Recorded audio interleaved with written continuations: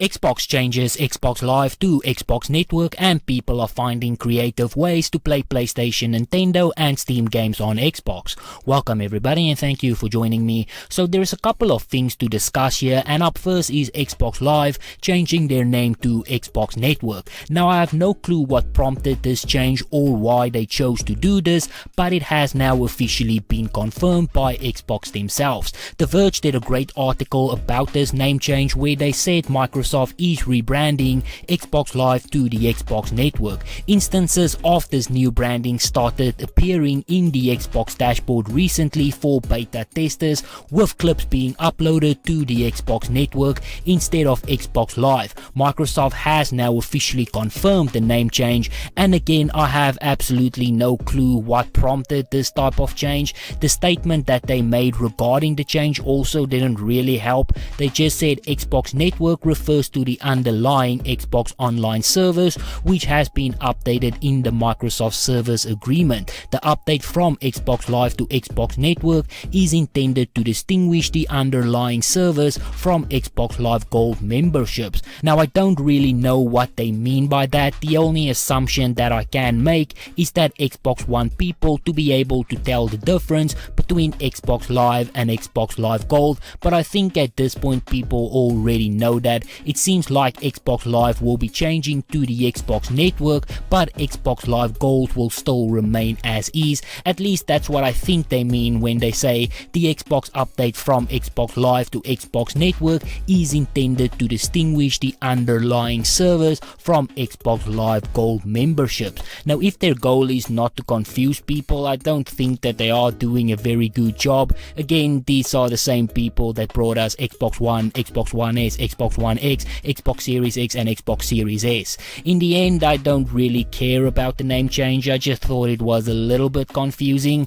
I did see some people upset about the name change, saying that there are so many memories attached with Xbox Live and now it's just being taken away. To that I can simply say that those memories, you still have them. They are not attached to the actual name, they are attached to the moment, and Xbox is changing their future, not their past. Now as I said, I don't really know the reason for the name change, but I did see some people make some really good points about the change. They say that Xbox is changing the name from Xbox Live to the Xbox Network because the service is no longer just about going live. It has evolved to include many more things. It's the same reason why Apple computers is now just Apple. Someone else said that Xbox already have Xbox Live Gold, Xbox Game Pass and Xbox Game Pass Ultimate, as well as xCloud. It is just too confusing to try and bundle all of those things under Xbox Live when Xbox Gold already exists as a service.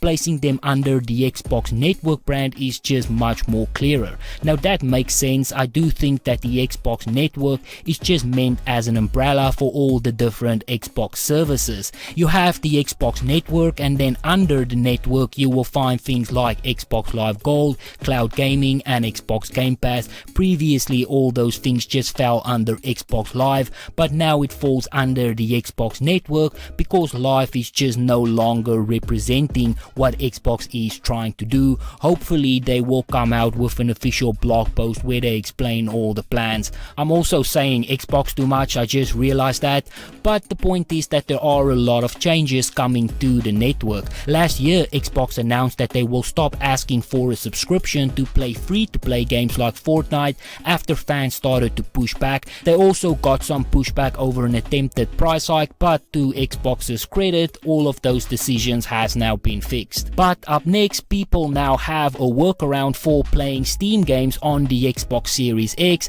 and they have been doing this through the Edge browser. Now this is something that I wanted to talk about for a while now, because it is just crazy how people can do that with web extensions and xCloud and browsers. There are so many workarounds these days. There are people playing Doom Eternal on their smart fridges. You even have people playing Nintendo and PlayStation games on their Xbox consoles, and you can do that and you don't need to even modify your console or follow some long tedious process. It just takes about 20 minutes to set up everything. Linus Tech Tips showed a video a couple of months back where he played a bunch of PlayStation games and Nintendo games on the Xbox Series S, showing just how backwards backwards compatible these consoles really is. On the surface, there's nothing remarkable about what I'm doing right now.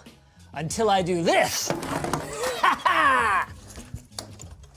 That's right, ladies and gentlemen. This Xbox you're looking at can run games from almost every major console ever made. And get this, there's absolutely no modding involved. It doesn't void your warranty, and it costs just $25. They just sign up for a Microsoft developer account. It costs about $20, and then you install the dev tools, and this allows you to install your own code in the dev mode. And then you can just run the universal Windows platform apps, and that's about it.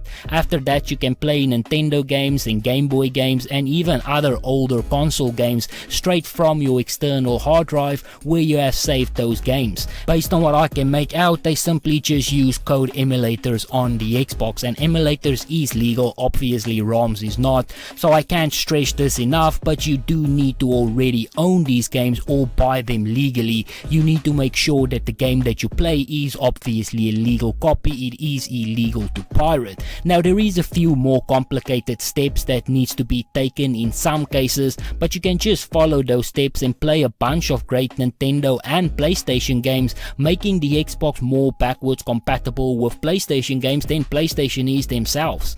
And this is completely allowed as long as you do not pirate any of the games, which again is a crime. Linus explains in his video how you can get this done and actually what is allowed to do and what is not. I will put a full link to his video down in the description if you want to find out more about exactly how this gets done. I don't want to misrepresent anything, so it's best left to the professionals. But the point that I'm trying to make in an extremely long way is that people are coming up with a bunch of creative ways to play other platform games on their favorite platform, and being able to play Steam games is now just the latest addition to what you can actually do on the Xbox consoles. Game Radar did an awesome article where they explain exactly how this is being done. Xbox Insider users have discovered that they can play Steam games on their Xbox consoles through GeForce Now. Earlier this week on March 8th, a YouTube video from channel Joe Clips appeared online detailing the new workaround. It turns out that Xbox insiders have access to the new Edge web browser on their Xbox consoles, and it is through this web browser that they can activate GeForce Now and play Steam games then and there through the browser. This opens up a massive doorway for Xbox users to play other console exclusive games on Steam like Death Stranding or smaller indie games like Loop Hero.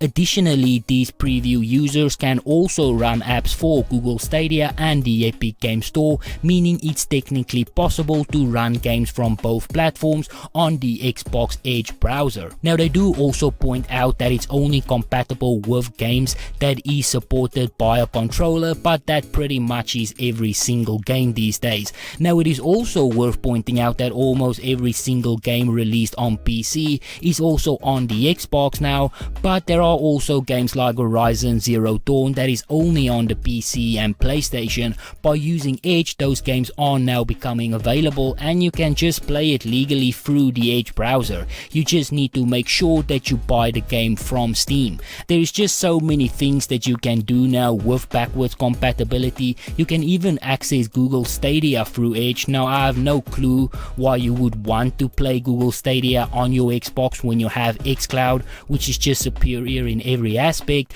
but the point is that you can. It is only a matter of time before people start to figure out completely how to get all games to work on all consoles, and I've always said that I would love to be able to play all games on all platforms. I do understand why consoles have exclusives and I'm not against them, but I do oftentimes wonder how much better it would have been if Sony and Microsoft promoted their hardware based on the technology and not based on the games that you can play like they do on PC. On PC there is also a rivalry between Nvidia and AMD. Both companies make GPUs, but all PC games is available for both graphic card makers. There is no Nvidia exclusive games or AMD exclusive games, so when you make your choice on which company you want to go with, your choice is determined based on the hardware specs and the price and not the games, because the games is available available for everyone. Having that on console would be great, but I do understand that it's not apples to apples and exclusives exist on consoles for a reason. It's just something that I've always thought about, but you are welcome to disagree. On that note though, this is where I'm going to end it. So if you enjoyed this video, be sure to hit that like button. If you would like to see more videos like this, please consider subscribing, and as always, please remember to stay safe, wash your hands, don't touch your face, and I hope to see you again soon.